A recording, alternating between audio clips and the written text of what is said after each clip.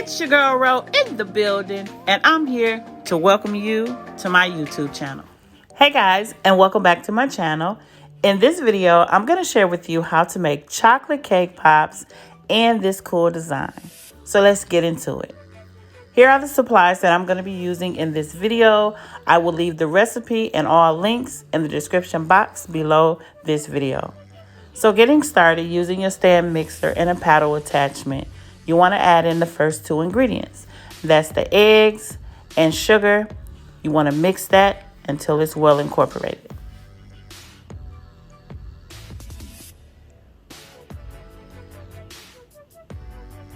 Now adding in your flour, you want to mix that until it's well incorporated and it comes out nice and smooth as you see here.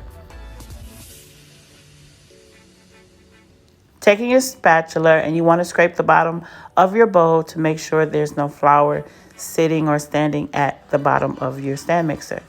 Adding in the next ingredient is sour cream. You want to mix that until it's well incorporated and come out nice and smooth as you see here. And now it's time to add in the cake mix. I'm using Duncan Hines Devil Food, and you add in the whole box, and you want to mix this on low. You want to start adding in your water and just add it in, and add it in over time until all the water is gone, and just keep that stand mixer on low.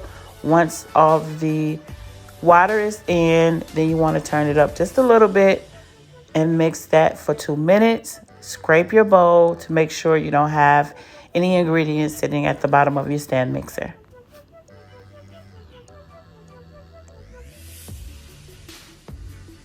Now it's time to add in the Jello pudding mix, adding in the whole packet and your flavor, and you want to mix that until it's well incorporated.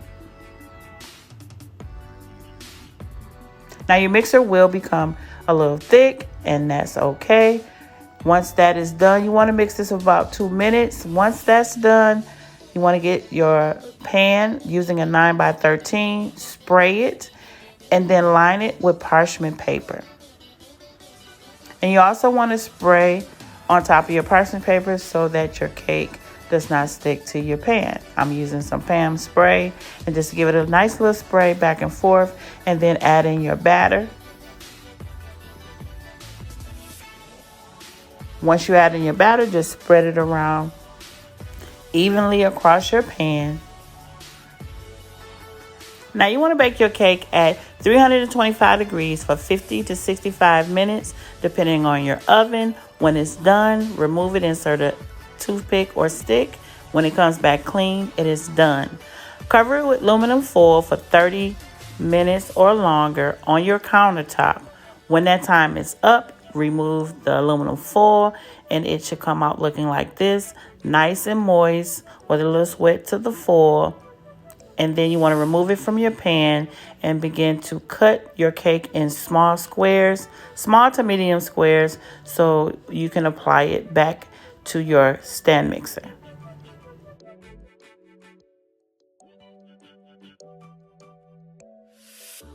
Now, when cutting your cake down in these small squares, it just helps with the process of bringing your cake together when applying it to your stand mixer.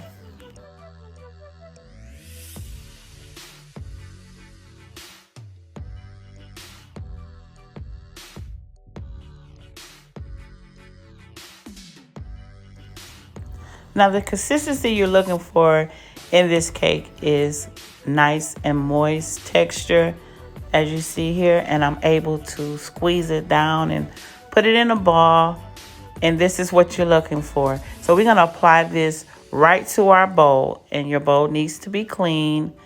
And once you add all your cake in, then you're going to add it to your stand mixer, and you're going to mix this with your paddle attachment until it all comes together into a dough-like consistency. When adding your cake to your bowl and you begin to mix, you do not need to add anything to the mixer. No frosting, no applesauce, no nothing. You just want to bring your cake together into this dough-like consistency as you see here.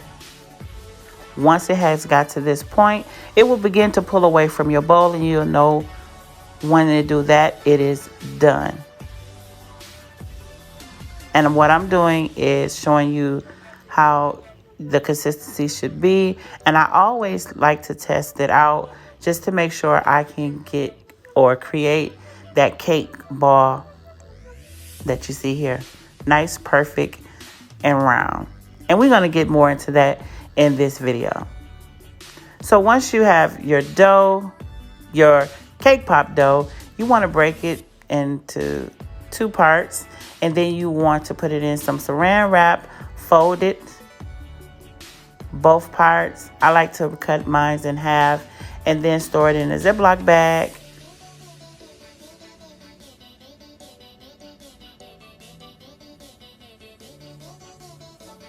And then you want to leave this on your countertop for 6 to 8 hours. Now, after your dough have set, you want to remove it from the saran wrap, and you should get this consistency. And then your cake pops are ready to be formed. Now, I measure out my cake pop dough and break it down to 1 ounce. You can also break it down to 0.8 or 0.9 ounces. This gives you a perfect shape, and your cake pops balls won't be so big or so heavy onto your stick. Now, I take one of my cake pops dough and begin to apply it to my hand, and I begin to work a circular motion to create my ball. Do not press firmly. You will smash it, but you want it to just roll and rotate in your hand until it forms this perfect ball shape. Once you have done that, you can make sure that all of them still weigh the same, but this is how I create my perfect cake pop balls. So here I have my cake pop sticks, and this cake pop stand that I'm using is part of a packaging, and I will leave the link in the description box below. You also want to make sure that your chocolate or your candy coating is melted properly, so be sure to melt in 30-second intervals, and that is nice and smooth and runny as you see here, and that is a full cup of chocolate or candy coating. Next, I'm going to show you how to create these cake pop, ice cream cake pops. All right, and this is nice and smooth, but starting off, you want to take your cake pop stick and then insert a hole at the bottom of these mini cones.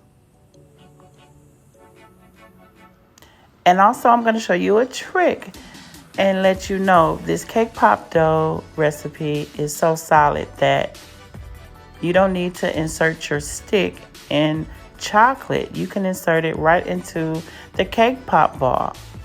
And when you press the stick into the ball and you get any fingerprint indentions into the cake pop ball, just smooth it out as you just seen me do here. But you see how I did that little shake? That cake pop ain't go nowhere. So you can insert right into your full glass, full cup of chocolate or candy coating. And if you have any bubbles or pinholes that you see, just use a toothpick and just pop them right out. But begin to tap the excess off.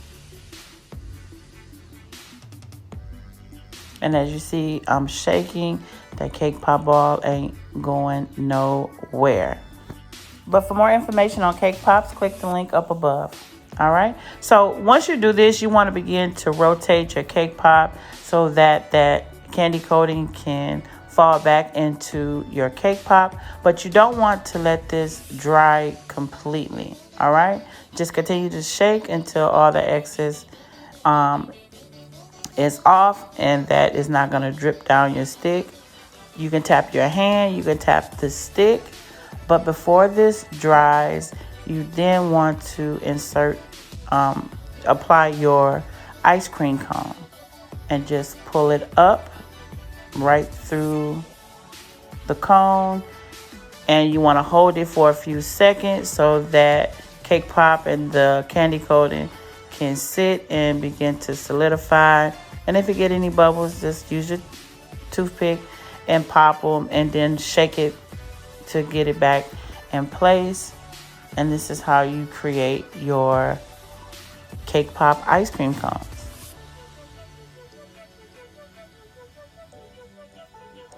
So here I'm using the Coated in Color Lily Pink. I'm using some sprinkles too. So I applied it to my piping bag, but I'm adding a small amount to the top of the cone. You don't need to add much. So once you do that, you want to tap it onto the surface and let that chocolate fall down as you see here. And it gives you that nice fall drizzle or whatever you want to call it. Get a nice little drip to come down your ice cream cone, and it comes out perfectly. Before it dries, you want to go ahead and apply your sprinkles. But when you apply this extra chocolate, just make sure your cake pops are completely dry before you apply before you top it off with another chocolate color. As you see here, I'm like going in sections so that it can fall where I want it to go. So it came out really nice. These are really fun to make, and just add a few little sprinkles on top and set it right onto your tray. And you can do as many as you like. Now, if you have enjoyed this video, give this video a thumbs up. Leave a comment in the comment section below letting me know how you enjoyed this video. And guess what? You just learned how to make chocolate cake pops. So it's your girl Ro about to go. I'll see you all in the next video.